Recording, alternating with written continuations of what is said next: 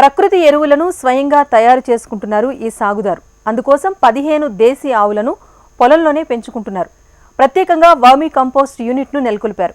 తాను తయారు చేసిన వర్మీ కంపోస్ట్ను తన అవసరాలకు వినియోగించగా మిగిలిన ఎరువును తనలానే ప్రకృతి సేద్యం చేసే రైతులకు అందిస్తూ అదనపు ఆదాయాన్ని ఆర్జిస్తున్నారు చంద్రశేఖర్.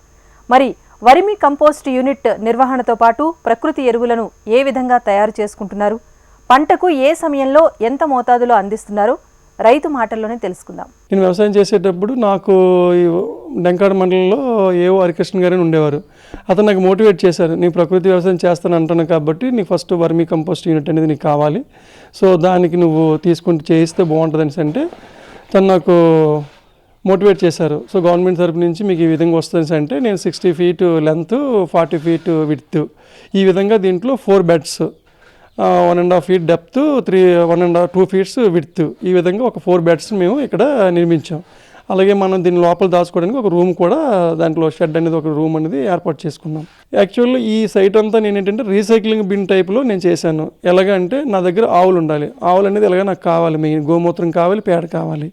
సో పేడ నుంచి మనకి మిథేన్ ఉంటుంది. ఆ మిథేన్ బయోగ్యాస్లో వేస్తే ఆ గ్యాస్ ఫామ్ అయ్యి గ్యాస్ మనం వంటకి యూజ్ చేసుకుంటాం. దాని తర్వాత వచ్చి స్లావరీ తీసుకొచ్చి కంపోస్ట్లో మనం వేసేస్తాం. కంపోస్ట్లో వేయడం వల్ల మన వర్మీ కంపోస్ట్ అనేది వచ్చేస్తాయి. సో నాకు స్టార్టింగ్లో ఈ ఎత్వామ్స్ అనేది నాకు మండల అగ్రికల్చర్ ఆఫీసర్ హరికృష్ణ గారు ప్రొవైడ్ చేశారు. అతను స్టార్టింగ్లో నాకు ఇచ్చినవి వాటిని నేను అలాగే వాటిని డెవలప్ చేసుకుంటూ ఇంత పెద్దగా చేశాను వాటిని. సో నాకు యాక్చువల్ ఏంటంటే ఈ పేడ తీసుకొచ్చి అందులో స్లావరీ అండ్ బయట నుంచి ఆవుల పేడ తీసుకొచ్చి దీంట్లో వేసిన తర్వాత డ్రిప్ అనేది నేను పెట్టానండి. దీనికి ఈ డ్రిప్ అవుతూ ఉంటుంది. ఒకసారి స్టార్టింగ్లో మటు మనం వాటర్ పెట్టేసి ఒక 1 month వరకు అలాగ మార్నింగ్ ఈవినింగ్ వాటర్ పెడుతుంటే అది వెట్ అవుతుంటుంది. వెట్ అయిన తర్వాత ఎత్తవాంసి అందులో వదిలేయాలి. వదిలేసిన తర్వాత ఏమవుతాయి ఇంకా అలా కిందకి వెళ్ళిపోయి అలాగే గుల్లబారి అవి తినేసి పైకి వచ్చి దాని తాలూకా దీన్ని అనేది చేస్తుంది, మల విసర్జన అనేది బయటకు వచ్చి చేస్తుంది. దాన్ని అలా పోగు పెట్టి దాన్ని మనం ఎత్తేసి స్టోరేజ్ చేసి మన బ్యాగుల్లో ఉంచుకుంటాం. ఇది నాకు ఎలాగవుతుందని అంటే మనకి డీజే కోకోనట్ కంపెనీ, తర్వాత పపాయ రెడ్ సన్ను, తర్వాత జామి తైవాన్ జాము, తర్వాత మ్యాంగోసు, ఇవి కాకుండా టెరెక్స్ గార్డెన్, కిచెన్ గార్డెన్ చేసేవాళ్ళు వీళ్ళందరూ నాకు అప్రోచ్ అవుతున్నారు. నాది ఆల్రెడీ గూగుల్లో ఉంది, చెక్ చేస్తే నా లొకేషన్ షేర్ చేస్తాను. వాళ్ళు చూసుకొని వాళ్ళు యూజ్ చేసుకుంటున్నారు. సో నాకు టన్నుల్లో వెళ్ళిపోతూ ఉంటుంది. మోస్ట్లీ పెద్ద ఈ ఎకరాల కొలిది మన డీజే కోకోనట్, పపాయ, తైవాన్ జాము ఇవి వేసేవారు అందరూ మనకి అగ్రికల్చర్ ఆఫీసర్స్ ద్వారా డిస్ట్రిక్ట్ లెవెల్లో మనకి ఇది ఉంది. వాళ్ళ ద్వారా ఏవే కంపెనీ ఉన్నాయి, కంపెనీ ద్వారా కూడా వచ్చి మన క్వాలిటీ అనేది వాళ్ళు చెక్ చేసుకుంటారు ఎలా చేస్తున్నారు అనేది. దాన్ని చేయడం వల్ల మనకి ఇది ప్రాఫిటబుల్గా నడుస్తుంది. మనకి ఎందుకంటే మన రా మెటీరియల్ అన్నీ నాకు ఇక్కడ సహజసిద్ధంగా దొరికినవి, ఎక్కడి నుంచో తెచ్చుకోవాల్సిన అవసరం లేదు.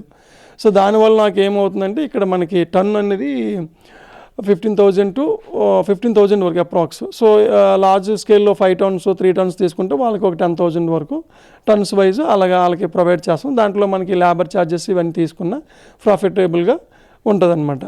సో దానికి తోడు at the same time cocopeat కూడా నేను తెచ్చి ఇక్కడ పెట్టుకుంటున్నాను. కోకోపీట్ కూడా దాన్ని యాస్టీస్గా మనం సేమ్ డీకంపోస్ట్ అయిపోతుంది. మన దగ్గర ఎత్వంశ వదిలేసిన తర్వాత డీకంపోస్ట్ అయిపోతుంది. సో దాన్ని కూడా ఎవరికి ఏ విధంగా కావాలనేది ఆ విధంగా నేను కోకోపీట్ కూడా వాళ్ళకి ప్రొవైడ్ చేయాలి. ఎందుకంటే మోస్ట్లీ టెరెక్స్ గార్డెన్ చేసిన కోకోపీట్ యూజ్ అవుతుంది. సో వాళ్ళకు కూడా మనం టెరెక్స్ గార్డెన్ చేసుకోవడానికి వాళ్ళకి అది కూడా టన్నుల కొద్దీ లేదు, టెరెక్స్ గార్డెన్ తక్కువ యూజ్ చేస్తారు కాబట్టి వాళ్ళకి తక్కువ క్వాంటిటీ 100 kgs 50 kgs ఆ విధంగా ఇస్తున్నాం. అది కూడా మనం అక్కడి నుంచి తెచ్చుకొని ఇక్కడ పెడతాం కాబట్టి అది కూడా ప్రాఫిటబుల్ 20-25 వరకు ఇస్తున్నాం వాళ్ళకు కూడా. సో అది కూడా ప్రాఫిటబుల్గా అవుతుంది. సో దీనివల్ల ఏంటంటే నా అగ్రికల్చర్కి నేను యూజ్ చేసుకుంటాను, అట్ ద సేమ్ టైం బయటకు కూడా అవుట్ ఆఫ్ సర్కిల్ కూడా ఇస్తున్నాను. సో దీని మెయిన్ ఏంటంటే మనకి పీపుల్స్ కొద్దిగా చేంజ్ అవ్వాలి, మనం ఓల్డెన్ డేస్కి వెళ్ళి మంచి ఫార్మింగ్ చేసుకొని మంచి ఫుడ్ తినాలనేది నా కాన్సెప్ట్. అదే పీపుల్ కూడా ఆ విధంగా చెయ్యాలి, మారాలి అనేదే నా ఆశయం మెయిన్. ఇక్కడ ఏంటంటే చాలామంది రైతులు వస్తారండి, ఎందుకంటే ఇక్కడంతా చూసి ఎలా చేస్తున్నారు ఏంటనేది అని అందరూ చూస్తున్నారు. సో వాళ్ళు చూసి కాదు ప్రాఫిటబుల్ ఇక్కడ ఉన్న ప్రజెంట్ ఉన్న సిచ్యువేషన్ అంటే ప్రాఫిటబుల్, ప్రతి హ్యూమన్ ప్రాఫిటబుల్ ఆలోచిస్తారు. మనం చేస్తే ఎంత ప్రాఫిట్ మనకు వస్తుంది అనేది వాళ్ళ మెయిన్ కాన్సెప్ట్ ఉంటుంది.